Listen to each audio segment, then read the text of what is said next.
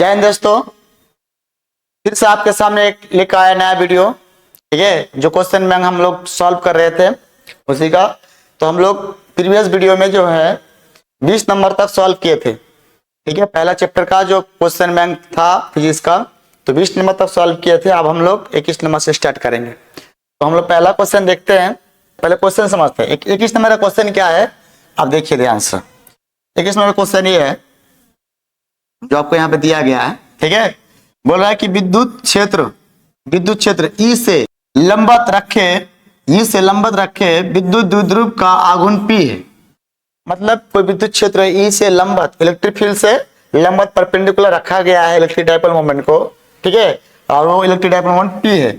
इस स्थिति में विद्युत द्विध्रुव की स्थित ऊर्जा शून्य मान लेने पर उस स्थिति में विद्युत द्विध्रुव का जो है, ठीक है, इलेक्ट्रिक डाइपोल का जो है पोटेंशियल एनर्जी कितना मान लेंगे, यू बराबर शून्य मान लेंगे।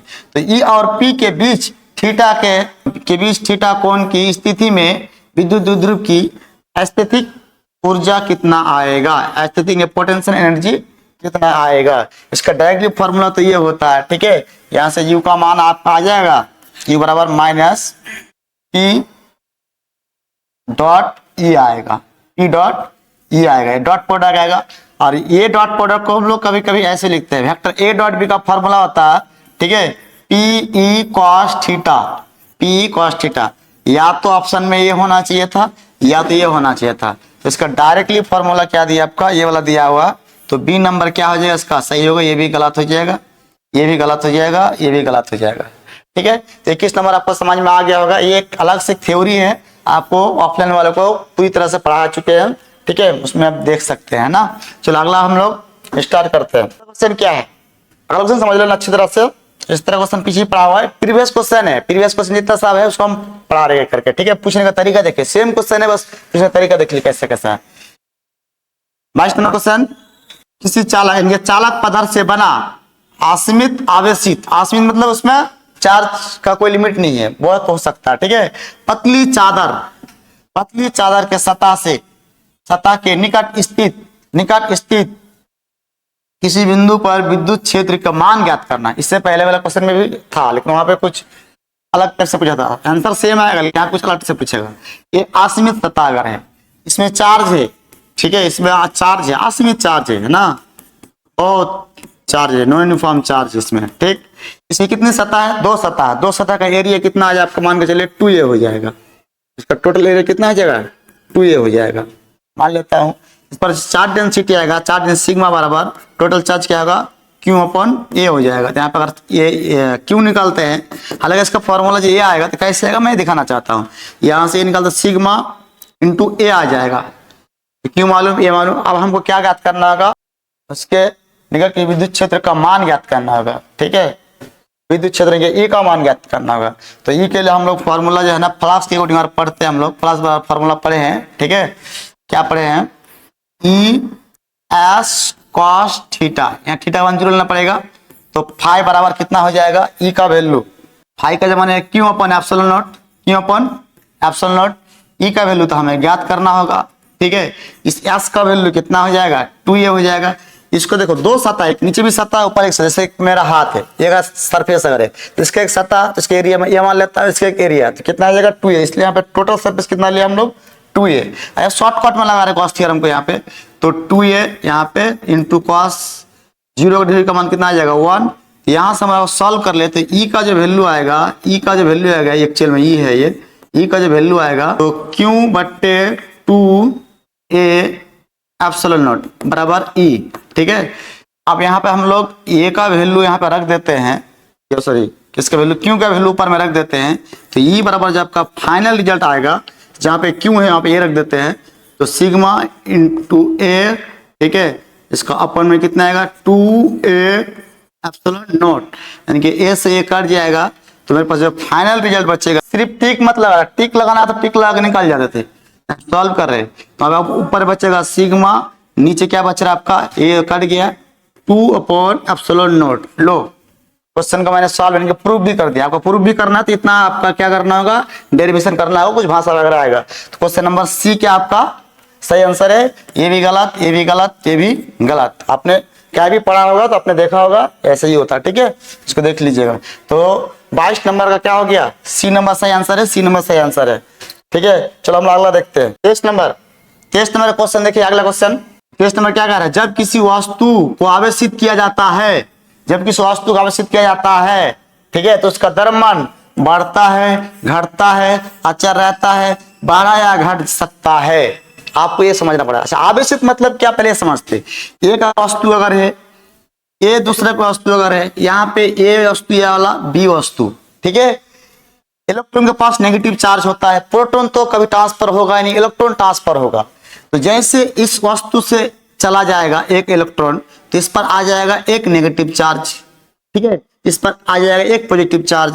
अगर दूसरा इलेक्ट्रॉन जाएगा अगर, तो यहाँ पे आ जाएगा दो पॉजिटिव चार्ज, यहाँ पे कितना आ जाएगा, एक नेगेटिव चार्ज, ठीक है, तो वहां पे दो हो जाएगा, यहाँ पे दो। तो आप बताइए कि इस स्थिति में क्या हुआ, दोनों वस्तु आवेशित हुआ, दोनों वस्तु क्या हुआ, आवेशित किया गया दोनों वस्तु को, तो इसका द्रव्यमान घटा या बढ़ा, घटा या बढ़ा, तो हम ये बोल सकते हैं, देखिए ये द्रव्यमान घट भी सकता है, बढ़ भी सकता है, ठीक है, अच्छा नहीं रहता। तो कौन घटेगा कौन बढ़ेगा, दोनों का आवेशित किया गया, अब सवाल है कि ये बढ़ेगा कि ये घटेगा, ठीक है। तो इसका जो द्रव्यमान होगा, इसका द्रव्यमान घटेगा, इसका द्रव्यमान बढ़ेगा, यानी कि जो पॉजिटिव आवेशित पार्टिकल्स होगा, पॉजिटिव चार्ज पार्टिकल्स होगा, उसका जो मास होगा वो घटेगा और नेगेटिव का बढ़ेगा। क्यों बढ़ेगा भाई, ठीक है, ये भी समझ लेते हैं कि इसका मतलब ये है कि इसमें दो इलेक्ट्रॉन आया, दो इलेक्ट्रॉन इसमें आया, दो इलेक्ट्रॉन आया, तो दो इलेक्ट्रॉन, एक इलेक्ट्रॉन का द्रव्यमान कितना होता है आपको पता है, एक इलेक्ट्रॉन द्रव्यमान कितना होता है पता है, 9.1 गुना 10⁻⁻31 kg, बहुत छोटा होता है।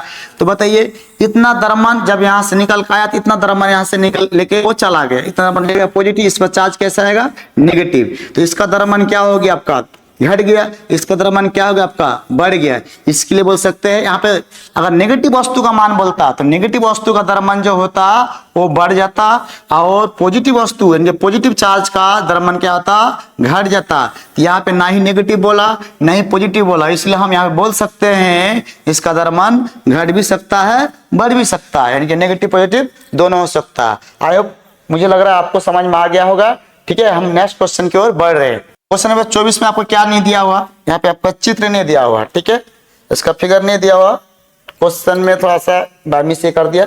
चलो 24 नंबर रहने दीजिए, हम लोग बाद में सॉल्व करें कि यहाँ पे जो है ना क्वेश्चन टाइपिंग करने में थोड़ा सा मिस हुआ होगा, फिर कभी प्रीवियस क्लास में इसको सुधार करके हम लोग बना लेंगे। चलो 25 नंबर देखते हैं हम लोग क्वेश्चन।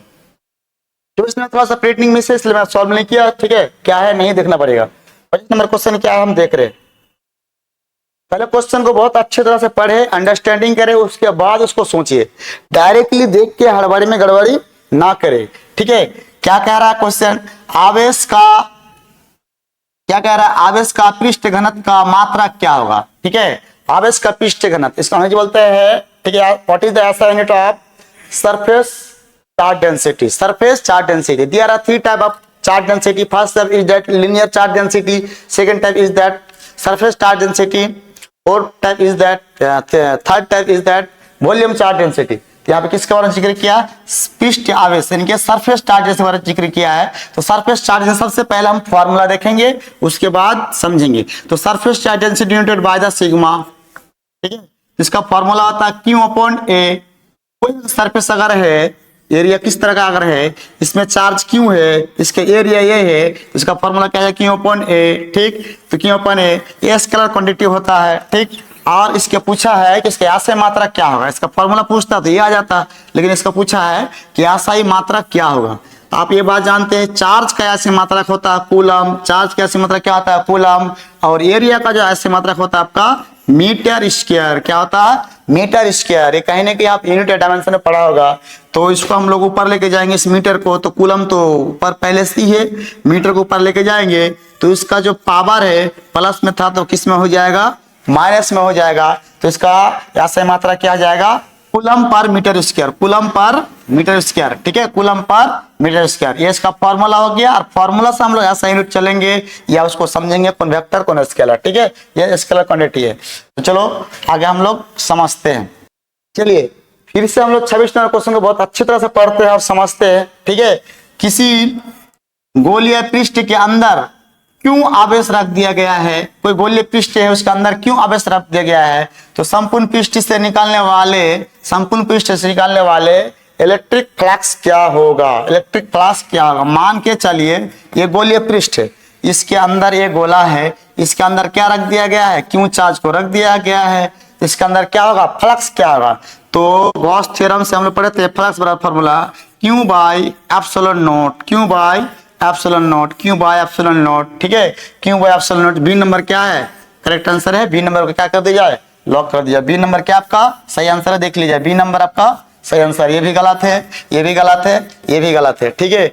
बिल्कुल आपको बहुत अच्छी तरह से समझने के लिए आपको फॉर्मूला बिल्कुल ही आना चाहिए, ठीक है। फॉर्मूला अगर याद नहीं है तो फॉर्मूला के अलग वीडियो बना के आप लोग याद करवा देंगे, ठीक है।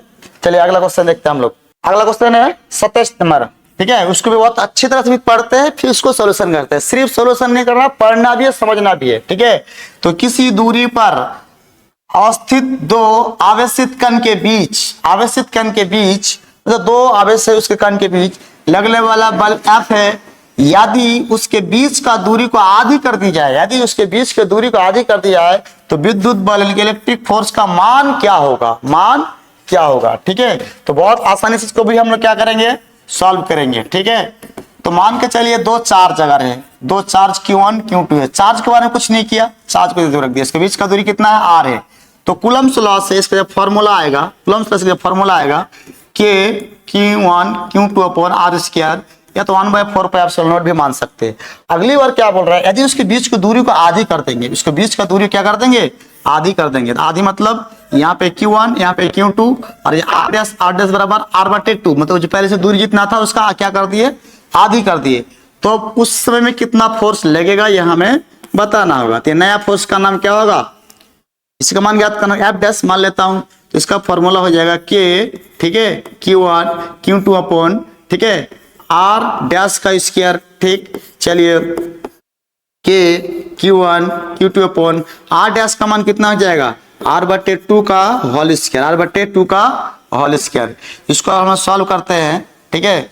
यहां लिख लेते हैं F डैश बराबर क्या है आपका, इसको हम गुना करते हैं तो क्या है आपका K ना, Q1 Q2 नीचे कितना हो जाएगा, R स्क्वायर बट्टे क्या आ जाएगा 4, ठीक। ये 4 जब ऊपर चल जाएगा तो क्या आ जाएगा, F डैश बराबर 4 गुना 4, एक चौथाई गुना ऊपर आ गया।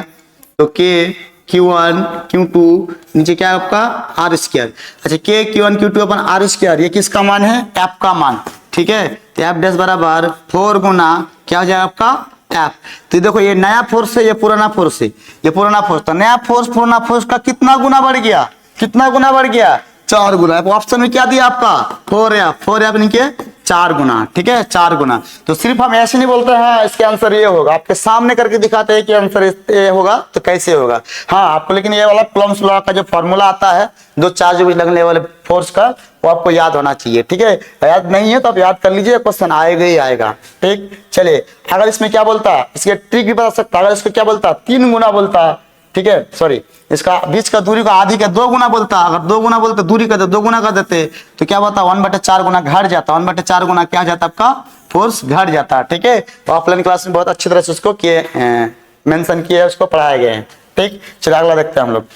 फिर से हम लोग अगला क्वेश्चन में देखते हैं दोस्तों, क्या है एप्सिलॉन नॉट का मात्रक क्या है, what is the SI unit of epsilon naught, ठीक है। एप्सिलॉन नॉट का मात्रक क्या है, याद रखिएगा एप्सिलॉन नॉट का मात्रक जो है ना 2 होता है। एक हम लोग समझते हैं एप्सिलॉन नॉट का मात्रक कैसे होता है, ठीक है, एक करके समझते हैं। जैसे हम लोग F बराबर यहाँ पे समझते हैं 1/4 पाई एप्सिलॉन नॉट, ठीक है, Q1 Q2 upon R square, ठीक। यहाँ से एप्सिलॉन नॉट का मान निकालना है, एप्सिलॉन नॉट यहाँ लिखा जाता है हम लोग, ठीक है। और 1/4 पाई गुना में F पट्टे में आ जाएगा, नीचे ऊपर Q1 Q2 upon R square, ठीक है। तो एप्सिलॉन नॉट का मात्रक कैसे, देखिए ये 1/4 का मात्रक नहीं होगा, पाई 1 2 3 का मात्रक नहीं होता, मात्रक किसी क्वांटिटी का होता है, पाई हो गया 1/2 हो गया, ये सब जो है ना कोई क्वांटिटी नहीं है, एक सिंबल है, नंबर है। चलो बताइए तो इसका मात्रक तो नहीं होगा, ठीक। ऊपर में क्या है, चार्ज, ऊपर में क्या आपका चार्ज का इसका Q1 का ऐसे मात्रक कूलम होगा। फिर Q2 का ऐसे मात्रक भी क्या होगा, कूलम होगा। नीचे ऐसे मतलब क्या होगा आपका, फोर्स का ऐसे मतलब होगा आपका न्यूटन। यहाँ पे मीटर का स्क्वायर, आर, आर क्या दूरी है, दूरी का स्क्वायर है, तो इनके मीटर स्क्वायर, मीटर स्क्वायर। यानी कि आपका एप्सिलॉन नॉट का जो मात्रक हो जाएगा, का जो यूनिट हो जाएगा, ऐसा यूनिट हो जाएगा coulomb square newton metre square, coulomb square per newton, coulomb square per newton metre square. लेकिन मजे की बात तो ये है कि ये वाला ऑप्शन यहाँ पे है ही नहीं है, और नॉन ऑफ दिस भी नहीं है। तो करेंगे क्या, इसका और एक फॉर्मूला होता है कैपेसिटर के आधार पर। किसके आधार पर, कैपेसिटी के आधार पर, उससे ये मात्रक निकलेगा। तो कैसे निकलेगा आपको दिखाते हैं ध्यान से। तो अगर एक चार्ज प्लेट अगर है, कैपेसिटर में 2 प्लेट होता है, ठीक है। कैपेसिटर भी अलग अलग प्रकार का होता है, सिलेंड्रिकल होता है, स्फेरिकल होता है, पैरेलल प्लेट होता है, ठीक है। तो हम लोग ये जो है, ये जो प्लेट है नेगेटिव चार्ज प्लेट आएगा, इसमें एक नेगेटिव, एक पॉजिटिव होता है, एक नेगेटिव। चलो इसमें क्या आएगा आपका, नेगेटिव चार्ज प्लेट आएगा। कैपेसिटर में जो है ना, दोनों के बीच का दूरी, 2 प्लेट के बीच का दूरी अगर डी अगर है, इसका एरिया ये है, इसका एरिया अगर क्या आपका ये है, दोनों का एरिया समान रहता है, ठीक। चार्ज का भी मैग्नीट्यूड बराबर होता है, लेकिन ये ऑपोजिट, ये वो प्लस है, वो भी माइनस, ठीक है। तो यहाँ पे कैपेसिटर के सी का जो फॉर्मूला आता है, इसका सी का जो फॉर्मूला आता है, देख लीजिएगा आप लोग, epsilon naught A upon D, A upon D. अगर यहां से हम लोग क्या निकालते हैं, sigma, epsilon naught A C D, D आपका डिस्टेंस है। चलो यहां से एप्सिलॉन नॉट निकालते हैं, तो क्या निकल के आएगा, सी डी अपॉन ए, सी डी अपॉन ए। यहां से अगर एप्सिलॉन नॉट का यूनिट निकालते हैं, ऐसा यूनिट निकालते हैं, तो कितना निकलेगा देख लीजिएगा। ये जो है कैपेसिटर है, तो कैपेसिटर का ऐसे मात्रक जो होता है फराड होता है। फराड एक बहुत बड़ा मात्रक होता है, इसलिए इसको माइक्रो फराड या पिको फराड या नैनो फराड या मिली फराड में इसको व्यक्त करते हैं। लेकिन कैपेसिटर ऐसे मात्रक क्या होता है, फराड होता है, और फराड का सिंबल होता है एफ।